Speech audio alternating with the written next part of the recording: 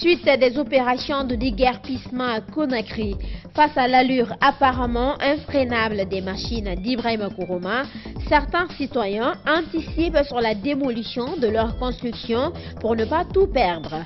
Nous irons à Koloma sur la route Bamamadou. Ne jouez jamais à la tension intercommunautaire. Ça peut nous conduire au pire. Des émeutes entre Haoussa et Yoruba viennent de faire plusieurs morts au Nigeria. Mais pas seulement. On y déplore aussi de nombreuses pertes matérielles et financières. C'est tout pour le sommaire. Dans un court instant, les détails. Mesdames et messieurs, bonsoir et bienvenue. Comme annoncé, le trafic routier a repris ce jeudi entre la Guinée et la Sierra Leone. Cette réouverture des frontières terrestres sonne comme une délivrance pour ces nombreux usagers bloqués entre les deux pays depuis 3 mois. Nous y reviendrons en détail dans nos prochaines éditions d'information. Déguerpissement à la SIG Madinan, le ministre Ibrahima Kourouma et le gouverneur Mathurin ne sont plus revenus ce jeudi matin comme promis. Mais les opérations de libération des bordures de route se sont poursuivies. Sur place, beaucoup de citoyens déplorent le fait qu'ils n'ont pas été avertis à temps pour leur permettre de vider leurs boutiques et magasins. Ansevel Le Balé a fait un tour ce matin sur ce reportage. Bon, aujourd'hui, je n'ai pas vu le gouverneur et le ministre. Mais exactement, le début, le gouverneur était là et le ministre était là. Et le travail, ça se suit. Ce jeudi matin, le travail des agents portait sur le ramassage de gravats. Au même moment, ceux qui ont atteint la délimitation du déguerpissement s'activent à la reconstruction. La casse a commencé alors que beaucoup n'avaient pas sorti leurs bagages. Un responsable de l'administration du quartier déclare qu'une sensibilisation a largement été faite. Absolument, on a fait assez pour sensibiliser, pour donner l'alerte aux gens, pour faire sortir leurs bagages dans les différentes boutiques ou magasins.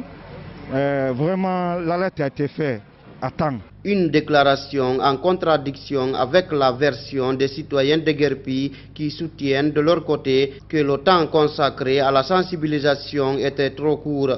Boubacar Semben, couturier de son état, dit avoir tout perdu. Nous, on nous a mis des problèmes comme ça. Mais ce qu'on a fait, je ne dis pas que ce n'est pas normal, c'est normal. Parce que nous, on est près de la route. Mais au moins, tu nous avertis.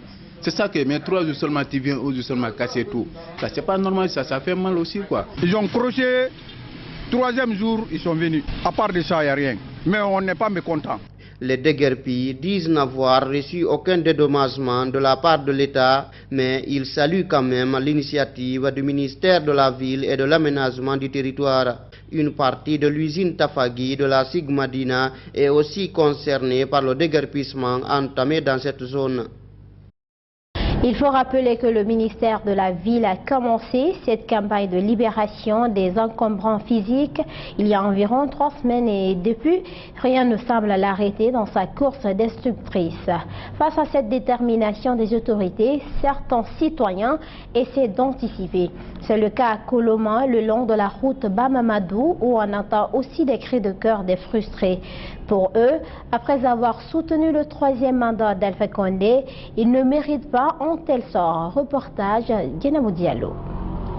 Ils ne seront pas épargnés par cette opération qui consiste à libérer les emprises de la route. Du château Rail jusqu'au camp Carrefour sur la ruelle Bamamadou, maisons, boutiques, cabarets ont tous été cochés. Le délai imparti est de 72 heures et depuis, comme vous le voyez, certains anticipent la démolition. La déception se fait sentir chez beaucoup de citoyens qui déplorent la forme de cette action du gouvernement.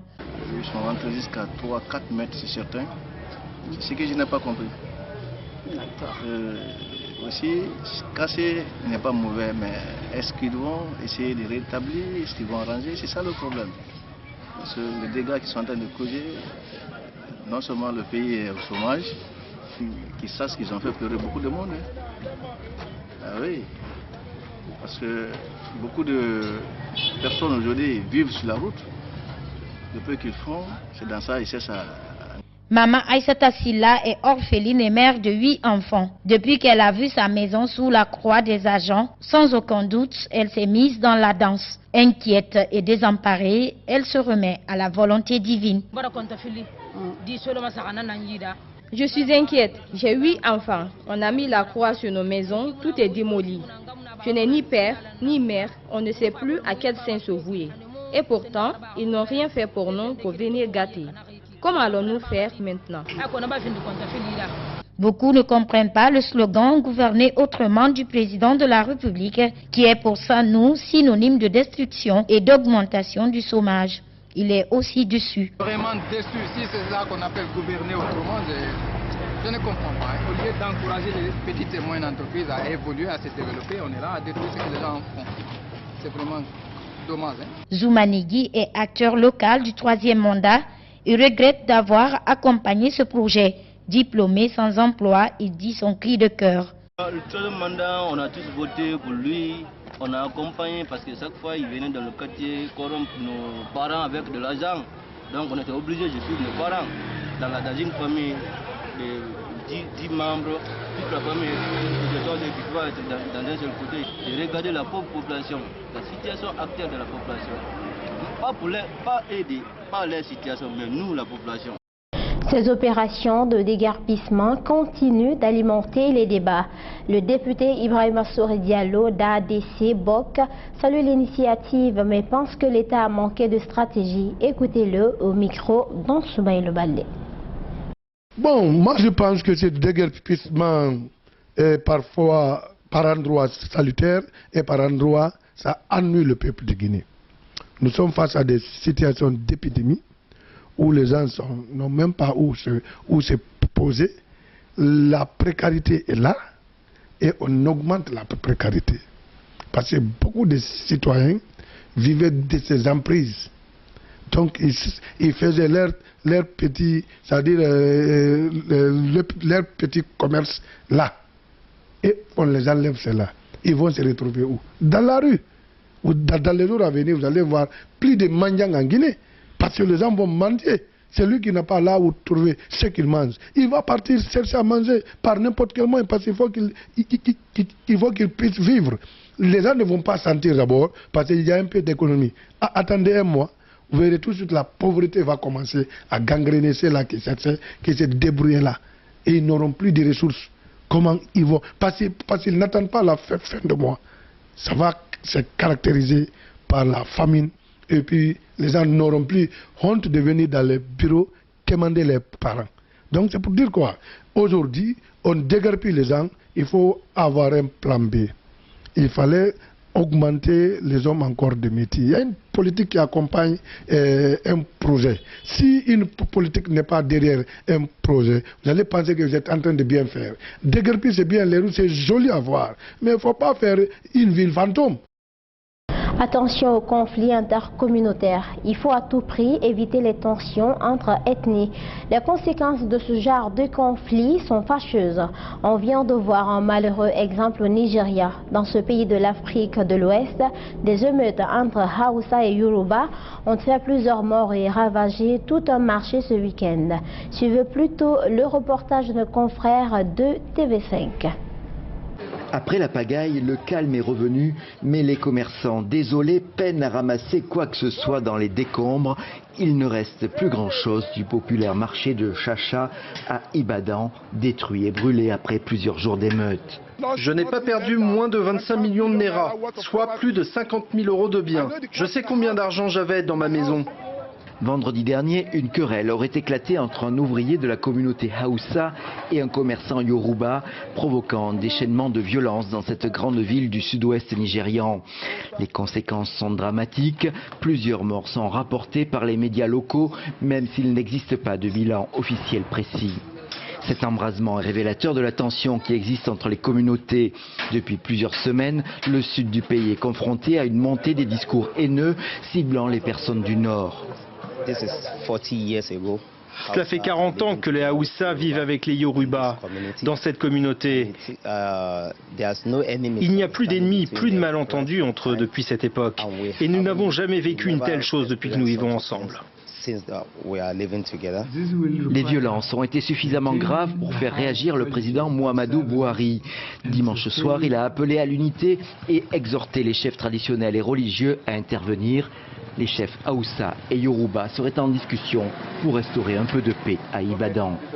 Manifestation violente en Espagne. C'est l'emprisonnement du rappeur catalan Pablo Hasél qui a provoqué une révolte contre des atteintes à la liberté d'expression. Suivez. Le roi en prison, le rap en liberté. À Madrid, la fin de la manifestation a pris des allures de révolte enflammée. Dans la capitale, après une soirée mouvementée, émaillée de dégradations et de violences, la police a fait état de 14 interpellations. En une soirée, l'affaire Pablo Hasél a pris une autre dimension. Après l'emprisonnement controversé du rappeur et des premières manifestations de soutien, les slogans et les revendications, comme hier soir sur la Puerta del Sol, dépassent désormais son cas individuel. Ils permettent à des groupes d'autres idéologies de chanter. Ils ont leurs chansons sur YouTube et il n'y a pas de répression lorsqu'ils prônent la violence. Et dans ce cas, ce n'est pas comme ça. C'est totalement injuste. Ça ne touche pas que lui, ça nous affecte tous. Même scène à Barcelone et dans d'autres villes de la province, où les manifestations ont fait une trentaine de blessés.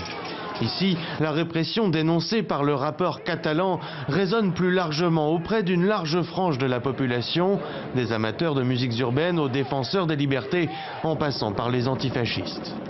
Il me semble qu'il s'agit d'une injustice flagrante, essentiellement un manque absolu de respect des droits fondamentaux, de la liberté d'expression. Les faits parlent d'eux-mêmes. C'est une honte. Il s'agit d'une régression très importante des droits et des libertés au sein de l'Union européenne et d'un pas de plus vers un État dictatorial et fasciste. Devenu symbole de la liberté d'expression après sa condamnation à 9 mois de prison pour des messages d'insultes envers les forces de l'ordre et la monarchie, Pablo Hasél s'était barricadé lundi avant d'être délogé et conduit derrière les barreaux. Le rappeur a depuis reçu plusieurs soutiens de personnalités espagnoles comme le réalisateur Pedro Almodóvar ou l'acteur Javier Bardem. Amnesty International juge, elle, la peine prononcée injuste et disproportionnée. C'est la fin de cette édition d'information réalisée par toute l'équipe de Gangan RTV. À tous, merci de l'avoir suivi et merci de votre fidélité à Gangan TV.